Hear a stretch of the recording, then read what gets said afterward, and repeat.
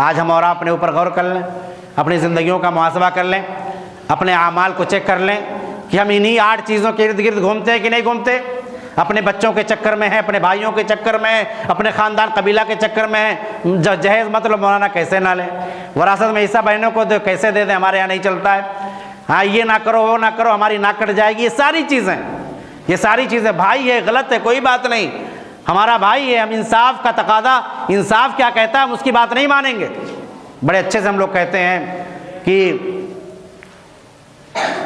फातिमा बिनते मोहम्मद भी अगर चोरी करे, फातिमा बिनते मोहम्मद भी अगर चोरी करे सल्लल्लाहु अलैहि वसल्लम, अदल का दस्तूर है कि हाथ काटा जाएगा।